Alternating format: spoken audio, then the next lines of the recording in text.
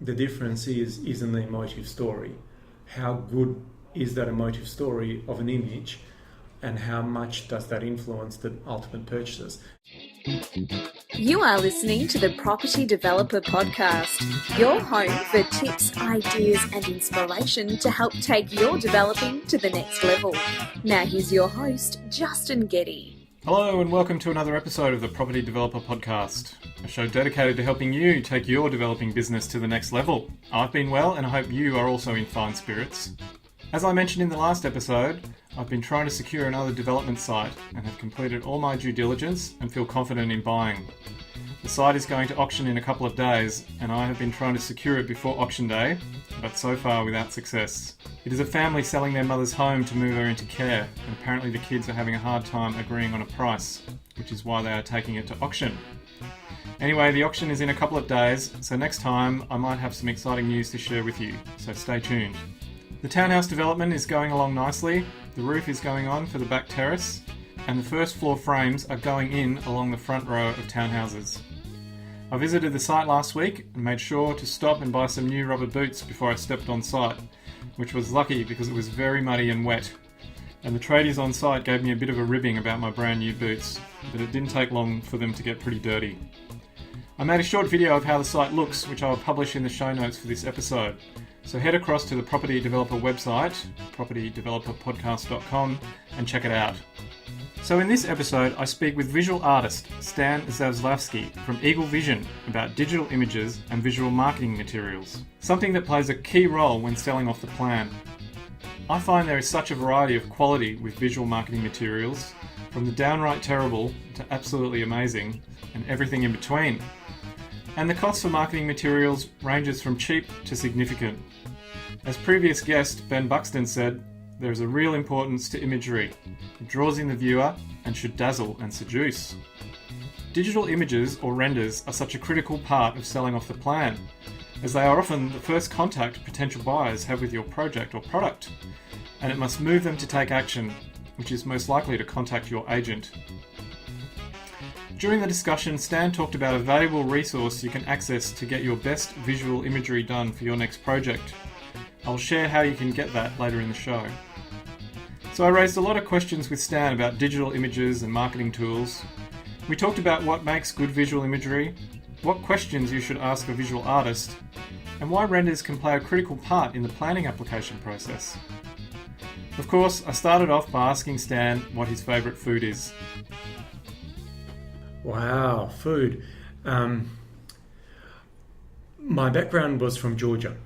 And there's lots and lots of delicious foods that came from there. So there's a particular cheese pie that is made over there. I reckon I could eat it until cows come home. Yeah, what's it called? It's called hachapuri, and its translation is exactly cheese pie. It's really complicated. Just cheese? Just cheese. And obviously I think there's about 20 different varieties of it. So it can come with a egg and cheese, and it can come with cheese by itself, and obviously in a pastry, and the pastry can be different, and the egg can be runny or the egg can be without, and yeah, there's a myriad different varieties of it. Well, I reckon any dish where the prime ingredient is cheese, it's bound to be pretty good. Yes, it'll work well. Okay, Stan, we're here today to talk about digital visualization and imagery that developers use to market their products. Yep. Can you give us a bit of a background on how you got into being a visual artist? Sure, yeah, certainly. So I'd come from a background of engineering and industrial design. I studied both of these degrees at uni and worked in both of the careers. And around about 2000, I'd come across the property space and investment and property development. And that area was of real interest to me because I found that it was much more exciting than sitting in front of the computer with an industrial design product that needed to be detailed in AutoCAD. And so I went into that space full-time in 2001. And for the next 7 or so years, I actually sold development sites and bought development sites and was involved in a lot of different development projects on the marketing side of things. What I then found by about 2008 was that I wanted to start my own thing. And within that, I saw a lot of developments being marketed with fairly substandard imagery. At the time, there was a project in Malvern that was a renovation of probably a couple of $1 million house that was used with some really rough conceptual sketching, and that was put on the board and it was used in all the marketing collateral. And I thought, well, there must be a space in here to deliver something higher quality, maybe come in with a bit of an edge in terms of delivery timeframes, because I had a background in technology as well as industrial design, so I understood the fact that the world was getting smaller and smaller. There were time differences that we could utilize to deliver things faster. And so I thought, yeah, it was a good time to start. And we've built up the team from there on. And so Eagle Vision is the name of your company? So Eagle Vision, we started off as Eagle Vision Property. And after a lot of people were telling me, look, are you a real estate agent? I thought, let's shorten it a little bit, make it Eagle Vision. And it is about bringing across, I guess, cutting edge renders for a variety of projects, from residential through to commercial, through to industrial, everything. We've done a lot of different projects. Okay, so can you tell us a little bit about some of the services that you would provide? Because obviously there's stills, and I think these days there's a bit more of a range of tools that are available to developers.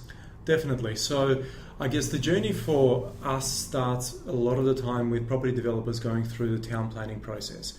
Often for town planning, they need planning montages, which is the, I guess, technical term of how these buildings are going to look within the context of a street. So we work a lot in that space of providing those images, as well as the higher level up, which is the VCAT, or the Victorian Civil and Administrative Tribunal, the renders required for the actual hearings and legal applications, where they need to be absolutely spot on in terms of how they fit within the street. So, and it's quite an involved process with photography and 3D surveys, and obviously our delivery of imagery that needs to represent how the buildings are going to work with textures, materials, landscaping, all of those elements. Once the developers have a planning permit, then obviously it's the marketing stage. At the marketing stage, it can be anything from still images, as what you mentioned, of basically just a frame that will represent the building in its best light, through to floor plans and graphic collateral like that for selling these units off the plan, and through to animated imagery. So these are films, essentially, where there is a lot of CGI animation together with lifestyle footage, together with, we've done drone footage and combined it together with all those elements, with music and voiceover, and creating all lights and action basically going on to create an emotive story that sells the development in its best light, essentially. Yeah, and I think that's really the key to what these marketing tools are about, is generating emotion. So trying to get buyers to picture themselves in an amazing new property, or in the property that you're marketing. That's right. And this is where I suppose I leverage a lot on the background of actual marketing that I've had in the development space. We often give a lot of developers advice in terms of how they could represent it best based on real on-the-ground experience. It isn't about telling them too much or telling the purchasers too much. It is about bringing the development, whichever elements there are, in their best light, and how to present it best. Yeah, and I've seen some pretty terrible renders used on listings, online listings, and I just shake my head that people would actually put those on their listing when they're trying to encourage someone to make a $500,000 investment or more, and the renders just look crap. Look, the challenge is that it's often not even the artist's fault. Technology that is being used is probably the same throughout. It is more up to the developer and their experience and what they're able to communicate to the artist to then deliver to them. And often the developer will have one particular idea in their mind, but the actual implementation of it can go completely left field because the artist is just waiting for instructions. The developer's telling them to make this color red, they'll do it red. It still doesn't look good, so the developer says, okay, now make it green. They'll make it green. And on it goes until either there's probably three parts to that equation. One is everybody gets really frustrated of the whole thing. The developer says, fine, just finalize it. Let's get it going because time is short. We need to sell. Second could be that the developer has enough nows, I suppose, and says, right, stop, I'm going to go somewhere else because you're obviously not getting it right. Or hopefully the last solution is that the artist actually gets it right enough that the developer likes it. But in all of those three cases, a lot of time is wasted. In property development, one of the critical keys is time. Every day that they're not on the market after they've got their town planning permit, costing the developers, as you would know, interest and mortgages on the land and council fees and all sorts of other things that are being outlaid. And the marketing is really a very small proportion of a feasibility. However, in terms of its impact, it's massive, because every time that a purchaser looks at the project and doesn't make a decision to pick up the phone and make a call is costing the developers a lot of money. That is their immediate, I suppose, interface to the purchasers of what their product is all about. So that's where a lot of developers, unfortunately, leave the marketing decision till the very last and don't allocate enough money in the feasibility for high quality imagery. And when they get to that final point, they start thinking, oh, okay, well, I need to now somehow showcase it. And unfortunately realize that the budgets have been tightened because construction costs have gone up or this has gone up. They haven't accounted for some of the extra items that might have popped up. And then all of a sudden they have to allocate more money to the renders, which is where the experienced developers make the call every time. And they say, it's not about extra couple of $1,000. It is about getting the best view of my development out there to the marketplace, because we've got to stand out. All the competition that's out there that may be using whatever quality imagery, ours need to look the best.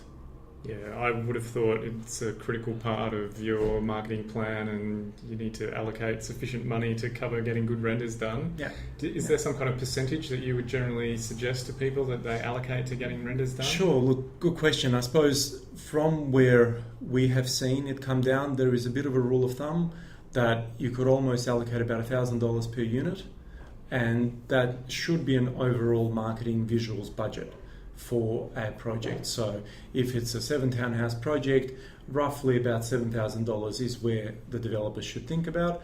However, in some cases that would probably work well for an average development. If these 7 units are in a upmarket suburb that are each going to be worth $2 to $3 million, then those images are just not going to be enough. That budget's not going to be enough.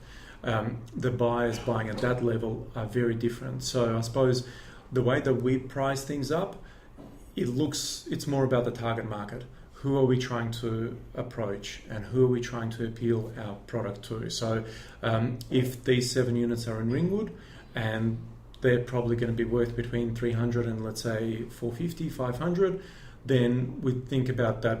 It's more about a first home buyer or an investor market that are going to be looking at buying these apartments. In which case they'll more so be concerned about the financials rather than so much about the look of those images. So as much as, yes, those images need to be high quality, perhaps they don't need to see a kitchen and living area separately. If you combine those together, then for us it's an easier pathway, and obviously it's cheaper for the developer to create that. So you might be able to get away with only 2 interiors, a bathroom separate and a kitchen living combined images together with an exterior image. However, if these same 7 units are in, let's say, Toorak, where each one of them will be worth, as mentioned, a couple of $1 million each, the buyers there are definitely owner-occupiers. Owner-occupiers are much more discerning. They're much more picky around what actually needs to be shown to them. So then areas like an alfresco or an entry foyer or an part of a bedroom that might be leading out into walk-in robes that has a specific feature about how something works.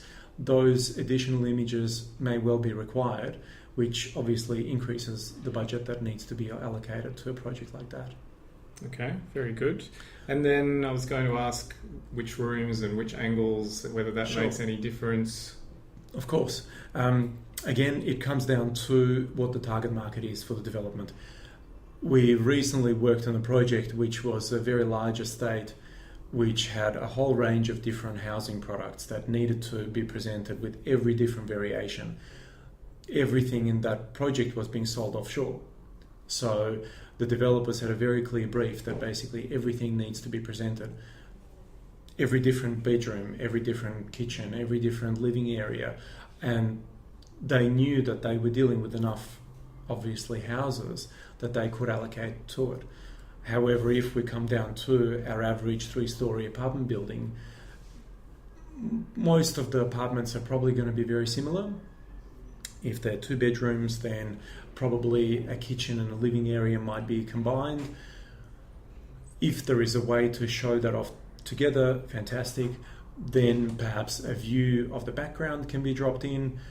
We recently worked on another project in Sandringham where there were 16 apartments there. Each one of them was probably between 800 to $1 million or thereabouts in terms of the price bracket. And their owner-occupiers were the primary target market. So as much as they wanted to see the couple of different kitchen colour schemes, it was also about the lifestyle. And the lifestyle was that from the top floor you could actually see out to the bay. So we utilised some drone photography, got that panorama background, dropped that into the renders, and the result spoke for itself. They've sold so far 9 out of the 16 within, I think, about 3 months from launch. So they were very happy. All right, and then what about, I'm always curious about including people in renders and whether that's something that you do and how you would choose them. Yeah, definitely. People is probably one of the trickiest elements of achieving realism within 3D imagery, because in the space that we're in, which is high-end imagery for developments, it is about creating an impression of life. It is about creating an impression of what would it be like when the building is completed and then the purchaser is living there and interacting with the environment. So putting people into renders can often be off-putting, especially if the people that are being put in are either coming from a 3D library or they're a Photoshop cutout of a person's photo placed into the image. If that is not done well, it's the fastest way to turn a person off a particular still image. In order to get them right, which some are able to achieve that, often you might need a green room where you could simulate the same lighting environment as it is for the actual render, taking a photo of the person that is actually selected, dressing them in the clothes that are going to be applicable to the target market, and then putting an image like that in a high enough resolution within the images and post-processing them to actually blend them in to the space. So to get them right, it is quite an intricate process. To get them wrong, it's really easy. So that's where most of the time people in renders are a dead giveaway that it's a render rather than an actual photo.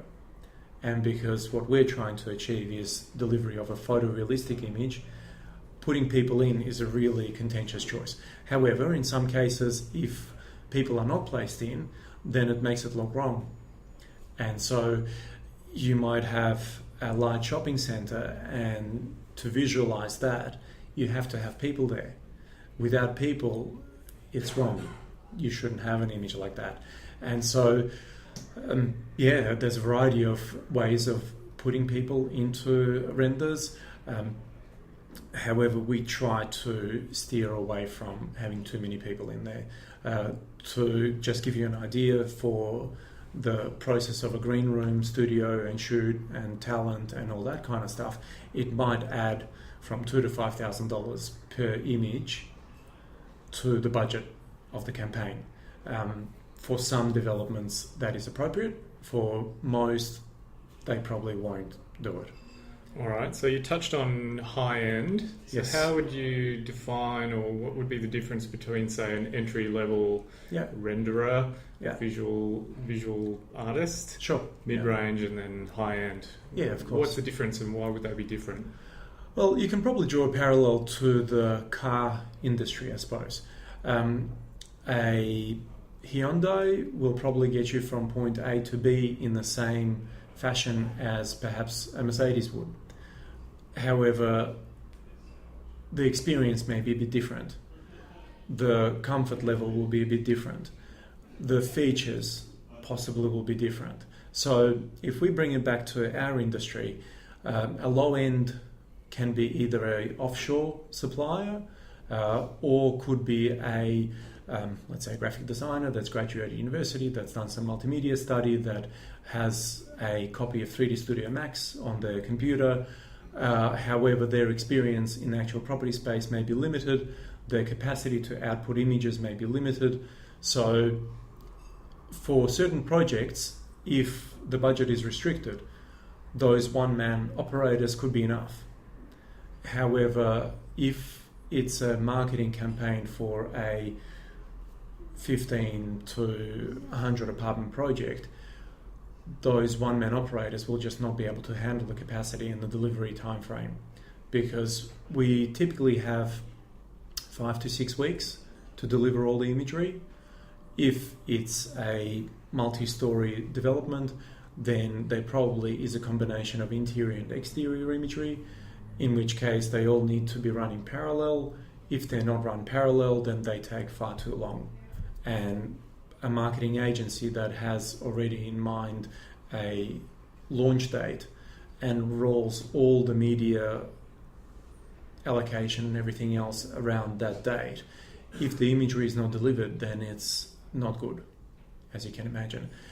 If it's a 2-unit development somewhere in, let's say, Seaford, which is a lower, I suppose, demographic area, a one-man operator will be fine.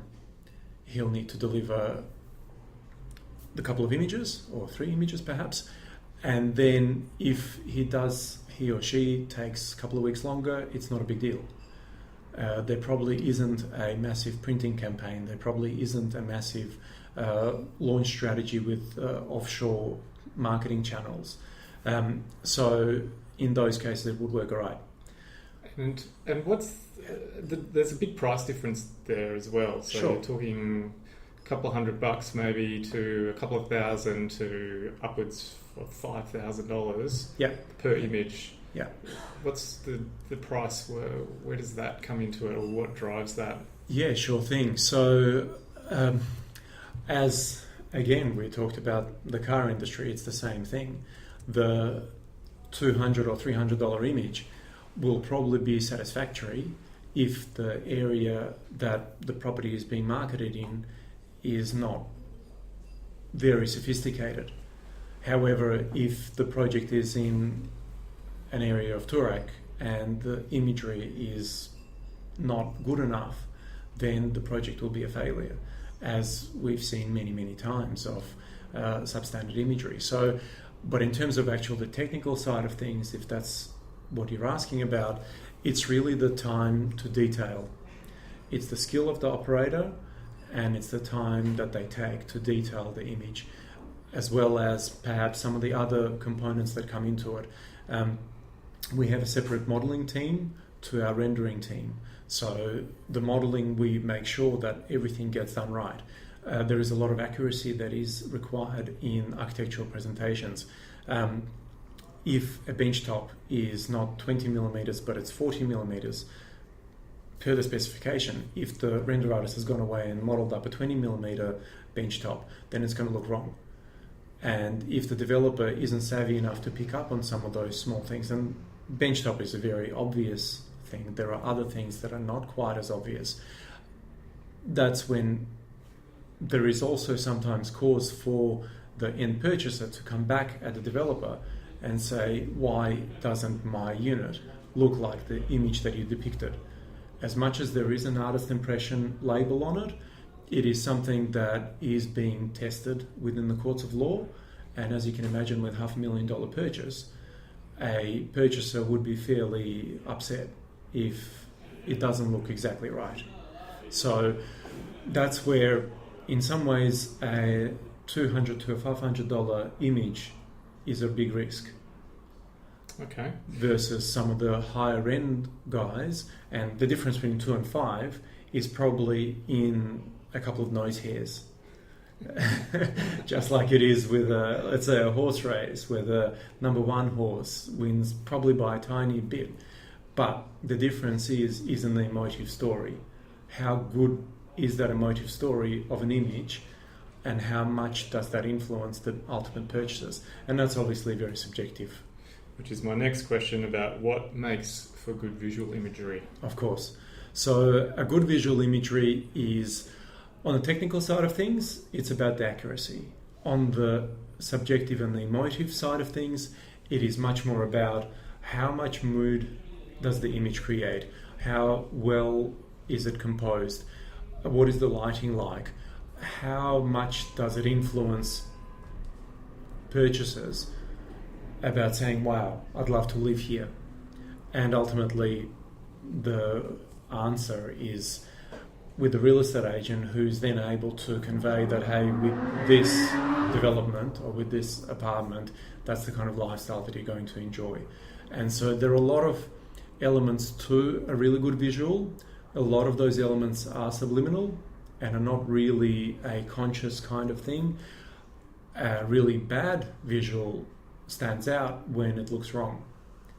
And again, it comes down to accuracy, it comes down to technical execution, it comes down to a lot of fundamentals that are not done right.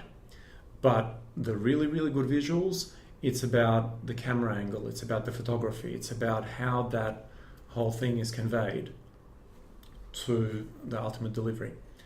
And sometimes it's about also making the space lived in.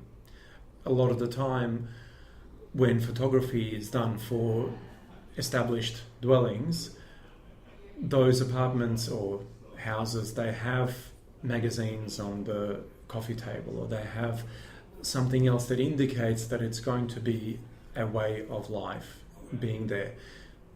That's what it's all about within our 3D space. We've even, with rugs, we've even made them imperfect. We've added little creases in them. We've added throws onto beds and made them up so they're just recently put on there. So all those kind of elements that are imperfect, that's what makes the space look more lived in than if everything was just spotless and I guess without any kind of texture or feeling or any emotion. But no coffee stains on the white rug. No coffee stains. No coffee stains, no wine droplets. Nothing the like red that. wine glass ring on the glass table. Yeah, none of that. There is a fine line. I remember with one development, the developer was a little bit more, I suppose, edgy. And he said, oh, why don't you put a pair of women's shoes next to the bed? It was a kind of a studio apartment where the bedroom was part of the whole space. It was being separated by a very thin sort of a partition wall. And yeah, as a bit of a visual experience, the developer said, oh, well, why don't we do that? Because that does add an element of life. I've seen other places where we can add a guitar or maybe a dog or maybe something that is a little bit more of the real world. However, the execution is where it's all about being really well technically, because some of those elements, to bring them in, requires extra skills to texture and detail to then make it look like it's real. Just quickly, can you give us a simple explanation of how you go from what you get supplied from an artist, which is from the architect, yeah. Which would be a CAD file. Sure. How do you go from a CAD file to a 3D visualization or sure. finished product? Are we talking about external image or internal? Either. Okay, so let's start with an exterior, because I suppose typical architects, what they'll provide us will be a flat AutoCAD drawing of the plans of the development that have been approved. Sometimes we do get a model from the architects. However, the challenge with some of those models is that the architects, when they're going through planning and they might have to adjust some things, don't often translate those changes back into the 3D model. And so often we're better off starting off from scratch. So is that a digital model or it's a digital 3D model. Yeah. From an architectural software that there are a lot of them these days that allow the architect to actually produce renders, because they can just allocate a couple of textures, press render, and off it goes. The finish of it is nowhere near photorealistic. However, it's often enough for conceptual planning applications. So if we're provided, let's say, CAD plans, then where we start off first is to create the model of it in 3D space. So the digital model that is accurate as per the CAD drawings. We often then also reflect back onto the landscape plan, because the landscape plan will show us where the planting is, where the fences are and driveways, all these kind of elements, because ultimately it's about pretty much building to scale the same thing that it would be like in reality. If we're not involved with the photo montage, so it's just an artist impression, then the whole environment is created in 3D. Lighting, simulation of a sky, simulation of where the sun is going to sit at that time, other lights that may accentuate, let's say, some of the building features. We texture it up, which is the technical term for finding out what kind of brickwork is going to be used on the building and then applying that texture to the building. In some cases, if we're very close to the actual solid piece of geometry, then it is worthwhile actually modeling those elements in. So let's say a vertical cladding that might have a 20mm indent can be achieved with a texture or can be achieved with an actual model that actually represents that 20mm indent in real space. Once we've textured it up, once we've applied lighting to it, then the computer simulates a rendered out version of it, which basically a computer sits and line by line calculates every pixel on the image and works out what color and shape that pixel should be. And then when that image is produced, we then take that into our post-processing software, where we then bring it up a couple of notches. There's a lot of retouching that might need to be applied just to make sure that it pops. So photographic work, essentially. So that'll be for an exterior experience. Often then cars are added within the 3D space. Same thing when we touched on before with people, whether we're adding people in 3D or we're adding people in post-processing. But ultimately that gets to a place where we can then present it to our client for them to review it. And with the way that we're set up, it is about delivering as best an image as possible, because we're the expert, let's say. We know what we're trying to achieve. We know that it needs to be presented in its best light. We're not waiting for our client to say, oh, well, why didn't you do this or why didn't you do that? It is about delivering an image that the client will say, wow, that looks amazing. Let's tweak this, and let's get it done because we've got to go to market. That's the best experience, ultimately. With an interior, it's a little bit different because there are elements that are more related to interior design with interiors. It becomes a little bit more complicated in some cases, especially if the furniture that is selected is not available as a 3D model, because those pieces of furniture we can't just cut out of a photo and plonk into an image. It doesn't work. It is far more complex. So in a lot of cases we're finding ourselves that we're building up custom models of different pieces of furniture because those pieces are not available as a ready-go 3D model that's textured up. And so what we then do is we work a lot with interior designers to select various objects within that image that are going to create a lived-in space, an exciting space, an appealing space for the ultimate purchaser. So we still start off with the same CAD plans initially, but once we've built up the 3D environment, which in a bedroom might just be 4 walls and a ceiling, but that needs to be now created to a different level and brought to life. And so to do that, a lot of interior design goes into it. Yeah. I always find it's one of the exciting points along the developing process when you start getting the 3D renders done or the images done. Sure. Because you start seeing the project come to life and it starts to come off the paper or out of your head and it starts to become a little bit more real. It's quite exciting. So What questions would you recommend that developers should be asking their visual artists if they're looking to engage them? Look, our work is pretty clear in terms of selecting who's better or worse.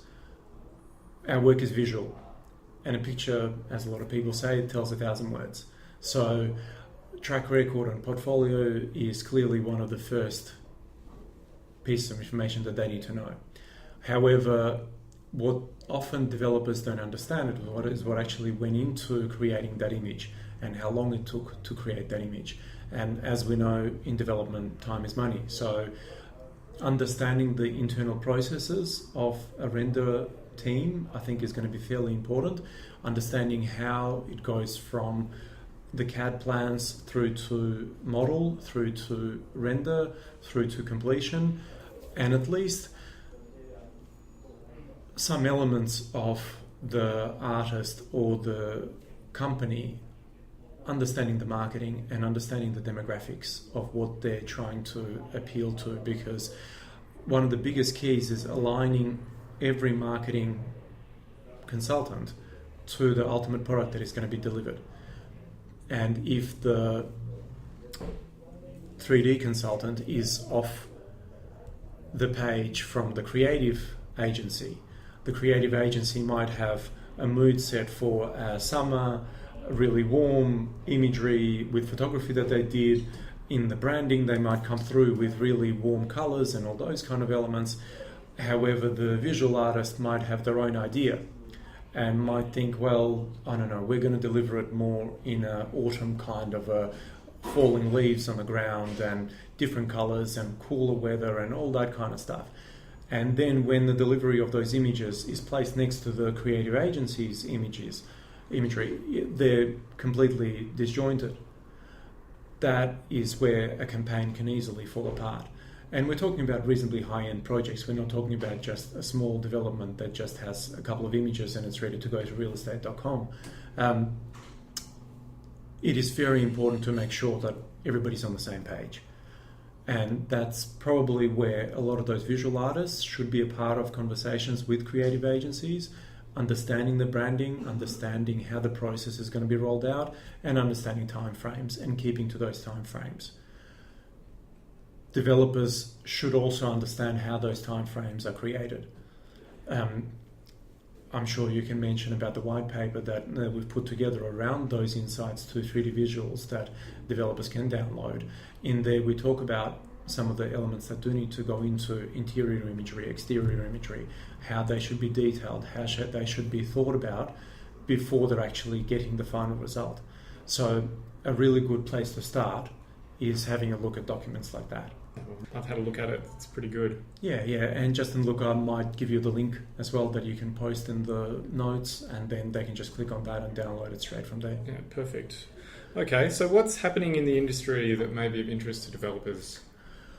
One of the biggest developments, I suppose, that a lot of developers are thinking about, at least at this stage, is the impact of changing technology and things like virtual reality coming on board in a better capacity now than it was before. Augmented reality, mobile applications, all of these terms are being thrown around at the moment, especially virtual reality. I suppose, having been in the industry for the last 15 or so years, I've seen a lot being tried. Because of a fairly large proportion of properties being sold offshore from Australia at the moment, consistency of message becomes a very important element of a marketing campaign. To create that in a local environment, developers build a display suite. When they build a display suite, they can show everything there is to know about that particular development within that display suite. However, if they're being asked to take that development to Kuala Lumpur or Singapore or Shanghai or Hong Kong or any of these, centers of project marketing, taking those elements physically with them becomes very complicated. New technology with virtual reality allows a purchaser to be placed physically or virtually into an environment that is created.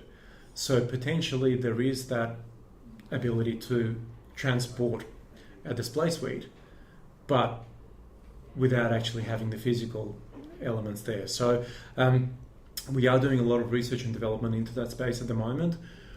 I feel that it's still probably a couple of years away until it is properly integrated into the marketplace. At this stage, it is a little bit more of a gimmick in terms of its marketing. However, there are experiences that are being created in a virtual space. The challenge is that the people who are buying property at the moment, they're not used to a virtual environment and being disconnected from the physical space that they're in. And so as soon as a headset is being placed onto the purchaser, it disconnects them from where they are. There might be a salesperson sitting next to them talking in their ear. They might be looking through that environment where they are in a virtual space. If that environment is being controlled by someone else, it is a very quick way to get vertigo because you are outside of where your eyes can see the walls and you can feel the floor. And so, but there is a lot of technology that is being developed for that method. And so one of the exciting developments also is it's an omnidirectional treadmill. So then you're able to actually take the purchaser completely out of a space where they're standing on and place them into an environment where, with a headset, with a joystick controller in their hand and standing on an omnidirectional treadmill, they can walk around the space, they can look around everything, they can open doors, they can do a whole bunch of things that are really, really cool. So that sort of stuff is coming. Again, the implementation of it, the execution of it, ability for a marketing agent to help a purchaser understand what the space is about and ultimately sign a check for a couple of $1 million if that's what they're being sold. That is yet to be proven. But there is a lot of technology that's coming out. All right, and what about drones? Because I've been thinking about buying a drone to take some footage of the construction work as it goes on, and then also to get some great pan shots across the properties once they're done. Sure. What's your view on drones? In 2 words, be careful. Because we work a lot with photographers that are licensed by CASA to fly drones. There is a lot of, I suppose, new legislation that's coming through for drones and what you can and what you can't do and what you shouldn't do with drones. There was a famous case of a real estate agent taking a photo of a property, and they happened to see a backyard of another property where there was a woman sunbaking in that backyard. And when they got that photo and they didn't actually realize that there was somebody else in the backyard of a neighboring property, the owner of the next door property went and sued the real estate agent. So those kind of litigations are starting to come through. And that's where, I guess, if you want to do it for your own purposes, there's plenty of drones that you can pick up. The quality of the photography is not very good, as much as it is 4K. The fact that the actual aperture and the size of the lens is tiny, when it comes in for montages, not only is the imagery fairly distorted, but it's also quite pixelated when you zoom into it. So for our purposes, it doesn't work. We use much higher level photographers, much higher level cameras to get drone footage like that. However, for proper execution of it, it is a fantastic tool. It is a tool that allows architects to see how their building is going to look at a variety of different levels. They can start to put those backdrop photos into the building digital model and see the views outside of every different level and elevations, because drones can be fairly accurately controlled. For us, they can provide panorama shots for montages for 3D renders, obviously, for a lot of interiors. We're experimenting right now back to the virtual reality, where we would essentially need a spherical photo to place into a backdrop of an apartment, because when a person is standing in a virtual space and they're looking up and down, they need to be able to see different levels of that shot if they walk outside onto the balcony, they should be able to look up and see what's actually going on up above. So drones are very, I guess, exciting as well. However, be careful around how you actually use them and don't fly them too high. All right, okay, keep that in mind. And then I think you were saying the importance of good imagery is just going to increase with planning and applications that go to council, or if they don't get knocked back, going to a tribunal for a decision. Yeah. Look, explain your thinking on that. Look, I suppose the elements of visual representation of buildings have been in place for a very long time. Technology has improved, so has the sophistication of legal representatives on both sides.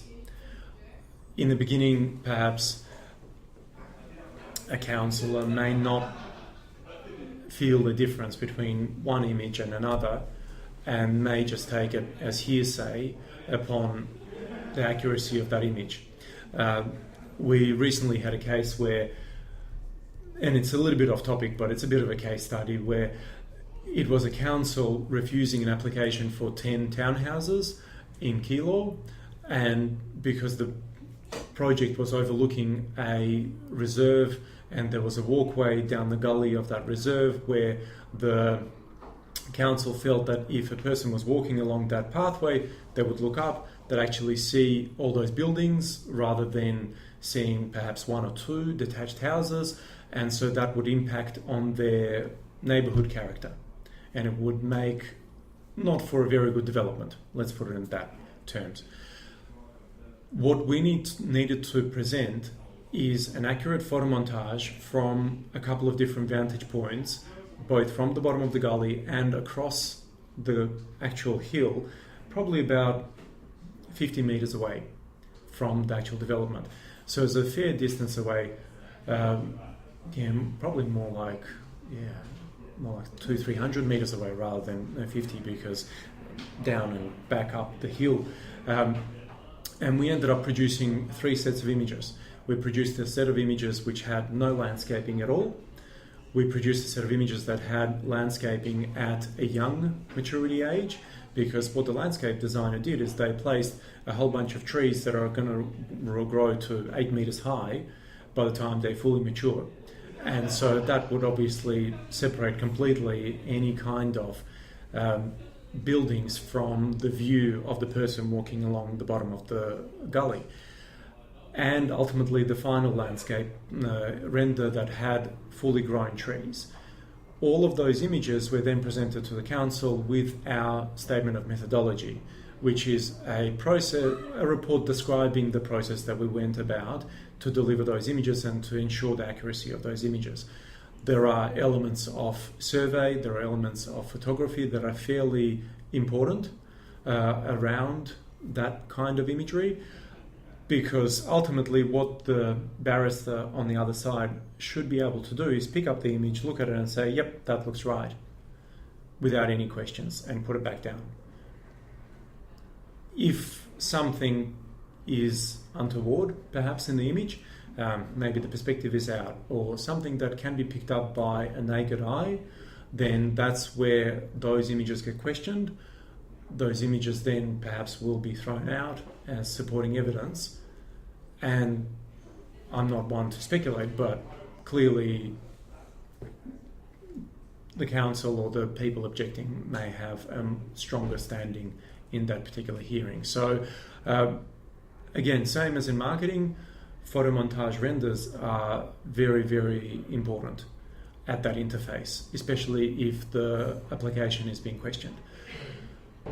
Yeah, I think it is important to have good images going in with your town planning application, particularly if you're looking to push the boundaries a little bit. Absolutely. I think it's really helpful for council officers to see what it's going to look like, rather than just having CAD drawings or external elevations that have been done in CAD or some other program that don't look great. They look okay. They give you some idea, but they have no emotion in them. That's right. I don't think that allows the council officer or whoever's assessing it to buy into it themselves. Exactly. Because they can get caught up in the imagery too. If it's good, Definitely. and they go, oh, this actually looks really good in situ. Exactly.